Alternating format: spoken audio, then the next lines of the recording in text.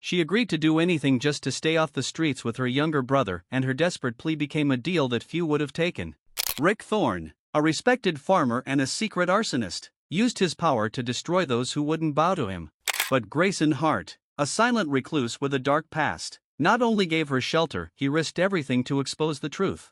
And just listen to how shocking the twist of this drama turned out to be, and why justice, in the end, prevailed. The rain was pouring when Emma Sloan, shivering with cold, knocked on the massive oak door of the old mansion on the edge of Elms Bend County. In her hands, she clutched a soaked bag with the remnants of her personal belongings, and in her eyes was that very look that contained everything at once: fear, despair, and a last, almost desperate hope. The door was opened by a man in his mid-30s, tall, with a stern face and steel eyes, as if cast from rock. He didn't smile, ever. Emma knew this. She lived in this town, too. "I heard you were looking for a helper," she whispered, her voice catching. "Please, I'll do anything you say." He slowly looked her over, not so much judging as weighing. After a pause that felt like an eternity, he said only 3 words: "Marry me." Emma didn't understand right away. She stood with wet hair, clenching her fingers, thinking she had misheard. But no, Grayson Hart, a widower, a ranch owner, a man whom the whole town considered either a psycho or a saint, repeated, "Either leave, or agree." A few days ago, Emma worked as a waitress at the roadside diner, Maggie's Diner. Her husband had left a year ago, leaving debts and shame. He had forged documents at the bank where he worked and fled, leaving Emma as the last link. The court had acquitted her, but the town had not. First, she was fired from the library. Then even her friends turned away from her. No one wanted to rent to the swindler's wife. She lived in a shed behind the cafe, until one morning the owner slipped her an envelope. "You're sweet, but this is bad for business. You have to leave. No hard feelings." She wandered the streets, knocking on doors, until she overheard 2 women talking in a store. "Hart is looking for someone at the ranch, but he's, strange, been alone since his wife died. They say he has money, but he doesn't trust people." Emma didn't hesitate. Pride was a luxury she couldn't afford. The present. "Why?" she finally asked. "Why, marriage?" He stood as if he hadn't heard, then turned sharply. "I need a wife, not a servant, not a helper, a wife." "You don't even know me," Emma exclaimed. "Do you know me?" he retorted quietly. She lowered her eyes. "Sleep in the house. In the morning you'll give me your answer. But I'm warning you, there's no turning back. Not for you, not for me." That night, Emma didn't sleep. The house was cold, just like its owner. She found an old photograph, a young woman with a kind smile, holding a newborn close. On the back was an inscription: "For Grayson, you're all I have." Something ached in her chest. Why was he alone? What happened to her? I ask you to like and subscribe to the channel, so you will help me in motivation to make such great stories for you, and I will see that you like them. Enjoy watching, everyone. Emma remembered how her own mother was abandoned when Emma was a teenager, how they lived on what little goodwill and meager benefits they had. She remembered how she had sworn to herself never to beg, never to be humiliated. And now, she was on the verge of a deal where the price was her freedom. At dawn, she went into the kitchen. He was already waiting. No coffee, no smile, just a look, cold and resolute. "I agree," she said, "but I need to know, why me?" He placed a sheet of paper in front of her, a marriage contract. There were only 2 points. No feelings. Freedom and $50,000 after 1 year. "Because you're as broken as I am," he finally said, "and this is an honest deal." It all started simply. Emma mopped the floors in silence. No words, no touches, only the ticking of the old clock on the wall and the creak of the floorboards under her feet. Hart left at dawn and returned closer to evening. Sometimes he brought food, sometimes nothing. A week had passed since they signed the papers with the judge in the next town over. No rings, no dresses, no kisses. She became Mrs. Hart by document and by his request. Grayson remained distant but polite. He never raised his voice, never touched her unnecessarily. His eyes were empty, as if he had already died once and only remained among the living by some mistake. "You can leave," he said one evening at dinner. "The money will be there, as I promised, earlier than the deadline, if you want." Emma put down her fork. "Do you want me to leave, too?" He didn't answer. He just got up and left into the night. leaving behind the smell of wet earth and smoke. In the third week, everything changed. A man arrived at the ranch, slender, with thick brown hair and a smile as slick as a snake. He got out of his pickup with the confidence of a man accustomed to winning. "Hey, Harty," he said, smirking, "didn't expect you to get yourself a new one?" Emma stood by the door. The man looked her up and down. "I'm Rick Thorne. Grayson and I are old friends, ex-friends, now business partners." "Well, almost." Grayson's jaw tightened. "You're not here on business. Get out." Rick laughed. "Aren't you going to tell your little wife who really burned your life down?" Emma looked at her husband. He stood like a rock. "Or are you still blaming me for your Allison's death?" Rick hissed. The word death hung in the air like a lash. Emma backed away. "Wait, your wife died?" Rick stepped closer. "Died. A fire in the house." He pointed to a hill where the ruins of a charred building stood. "And you know why? Because our Mr. Hart tried to expose me. I was selling stolen cattle under his name, and when he went to the police, an accident happened." "You're lying," Hart growled. "Maybe, or maybe not. Ask your little sweetheart how many times she's heard you scream in your sleep." He left, leaving behind dust and rot. That night, Emma couldn't sleep. She went to Grayson's study. The door was ajar. He was sitting by the fireplace with a bottle of whiskey. In front of him was an old folder with newspaper clippings. "Fire at the Hart's ranch. Woman dies, police suspect short circuit. Investigators find no evidence of arson. Husband refuses to comment." On the back of one note, it was written in his hand, "I knew it was him. I knew, but I was too late." Emma quietly closed the door. For the first time, she understood he wasn't just distant. He was a man who had lost everything. In the morning, she met Rick in town. He smiled as if he had been waiting for her. "You don't have to be with a ghost, girl. I can help you. A job, a place to live, money. And no marriage contracts. Why are you doing this?" He leaned in closer. "Because when you're with him, he's calm. And I don't want that. I want to see him break. And you are the weak link." Emma slapped him. "If you touch him, I'll burn you alive. Do you understand?" Rick smirked. "Oh, my. Such loyalty. Interesting, you already love him, don't you?" Emma left, feeling something ignite in her for the first time in a long time, not fear, but fury. This wasn't just humiliation. It was a threat. Not just to him. To her. To their deal. To their strange union. That night, she walked into Grayson's room and threw the contract on the table. "I don't want this money. I don't need your paper. Tell me, is it true?" He looked at her for a long time. Then he said, "I left for a meeting with the cops. When I came back, the house was already ablaze. She, Allison, was inside with the child.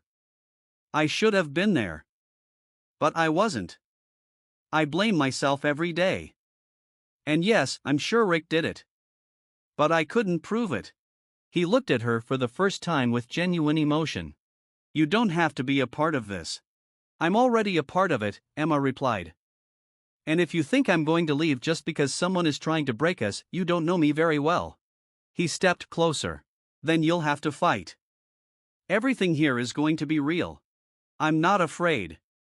"Are you?" Grayson didn't answer. He just watched. And then, for the first time in all this time, he touched her hand. The ranch became a battlefield. The silence between Emma and Grayson was replaced by short, sharp phrases, like hammer blows on hot iron. He didn't push her away, but he didn't let her get close either. She could feel it, he was hiding again, not from her, but from himself. And then everything fell apart in an instant. They returned from town with bags of feed and a couple of new shovels. They drove to the barn and saw the gates wide open. Grayson slammed on the brakes. Inside, among the straw and grease, hung the bloody carcass of a lamb. Above it, scratched into a plank with a knife. "Live with ghosts, die like them." Emma felt something squeeze inside her, as if all the warmth had been burned out of her chest. Grayson stared at the scene for a long time. Then he said quietly, "He's giving a warning." "No," she replied. He's making a threat. And you can't just sit and wait for him to burn this house down, just like the other one. If I start a war, it can't be stopped, he said. And if you don't start one, it's still coming. That same night, he gathered everything he knew. Old papers. Invoices. Shipping manifests. Names. Phone numbers. This is all that connects him to what he did. But the police won't move without solid evidence. So, we have no choice, he said. We'll have to break into his place. Find the proof. What if we get caught? You're not going, he cut her off. I'm already here, Grayson. And you're no longer alone. The plan was simple. On Friday evening, Rick was going out of town, a mistress in the next county. His house would be empty. Grayson knew where the key was to the shed where Rick kept his old accounts. They drove onto his property through a side field, leaving the car in a grove. They quietly crept through the back gate. The shed, a rusted metal shack, stood slightly away from the house. Grayson broke the lock. Inside, it smelled of mold and dust. Look, Emma whispered, pointing to a metal cabinet. They opened it and there were folders. Hundreds of pages, purchases, receipts, routes. Everything was dirty. But there was something worse. On one of the sheets, loading, 3.17, Heart Ranch. Brand substitution. Recipient, Art Thorne. He actually used your name, Emma whispered. This could be evidence. Grayson was about to pull out the documents when suddenly, headlights flashed behind them. A car. Quick! He commanded. They weren't fast enough. Rick walked into the shed, a shotgun in his hands. His face was contorted. Well, a little family get-together? Grayson stood in front of Emma. Drop it, Rick. You have everything: bribes, judges, schemes. Isn't that enough for you? It was enough until you brought this doll with puppy eyes home. And now you want to be a hero? He pointed the barrel at Grayson. You should have died in that fire. But you survived. What a waste. Emma stepped forward. If you shoot, it won't just be evidence. It will be your downfall. Rick smirked. I don't care. I already lost everything when you survived, Hart. When you stayed. All I wanted was to erase you. But you keep getting in my way. He clicked the safety off. Emma squeezed her eyes shut, and in that moment, a shout rang out from behind the shed. Police! Drop your weapon. The headlights of a second car lit up the yard. 3 officers emerged from the bushes, their weapons drawn. One of them held a radio. Got it. All on tape.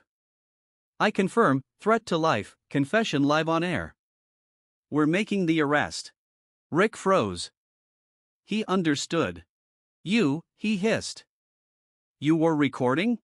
Grayson silently pulled a tiny dictaphone from his shirt pocket. Just in case. As he was being handcuffed, Rick's gaze never left Emma. He'll leave you anyway, girl. He's broken, and you are just his morphine.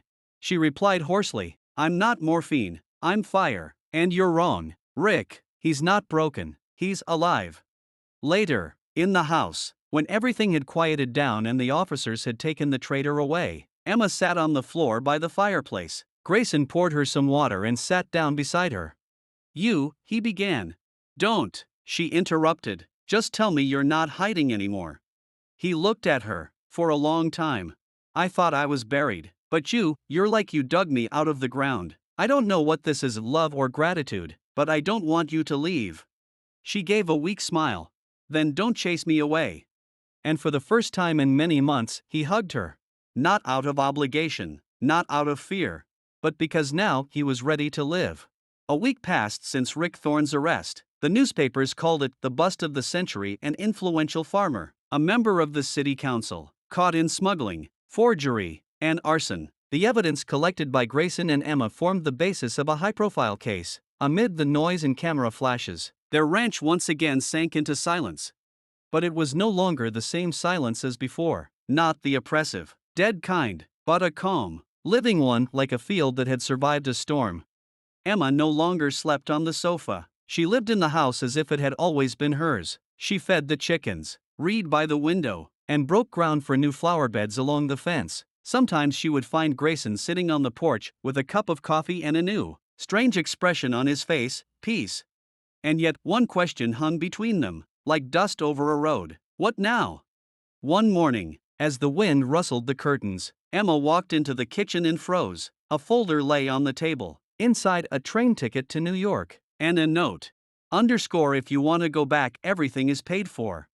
Thank you for saving me. G. She sat on the stool, trembling. He didn't ask, didn't beg, didn't hold her back. He simply gave her a choice. And that's what made her angry. She found him in the barn, where he was fixing an old cart. She approached slowly, like a cat before a pounce. Are you serious? I'm not forcing you, Em. I just don't want to hold you back. You're free. And you? He put down the hammer. I thought if I let you go, it would be honest, but then I realized I'm just afraid to lose again. She looked at him for a long time. Then she whispered, I'm not asking you to hold me back. I'm asking you to choose me. He looked up, for the first time, without his armor. Then stay. Not out of pity, not out of obligation. Just stay. Say it, she said. Say it like you did that night, by the barn. He walked closer, smiled barely, as if he was allowing himself to for the first time. Then, he said quietly, Emma Hayes, will you marry me? One more time, she whispered, but not as a joke. He got down on one knee. His jeans were dusty, his shirt stained with tar, and his eyes were alive again. I don't know who you'll become, or who I'll become, but if you're still willing to be here, despite my shadow, then will you marry me? She laughed through her tears. Grayson Hart, I said yes a long time ago, you just didn't hear me. A year later. The Hart Ranch, now the Hayes Hart Ranch, breathes again. Where there was once a charred ruin, a new barn has been built. Chickens run through the fence. There's a swing set in the garden, and on the porch in the mornings, the radio plays. The newspapers have forgotten about them, and that is the best thing. Emma runs a small business, organic eggs, honey, seedlings. Grayson is building a new stable. Sometimes they argue, laugh, and sit in silence together. On an old wooden post, under the shed, hang two old items, a rusty dictaphone and a note. I'll do anything, then marry me. And under them a photograph. She is holding his hand. He is smiling for the first time. The end. Justice prevailed, but more importantly, something else happened. He came back to life. She found a home. And together they proved, even after the most shattered life, it is possible to start all over again.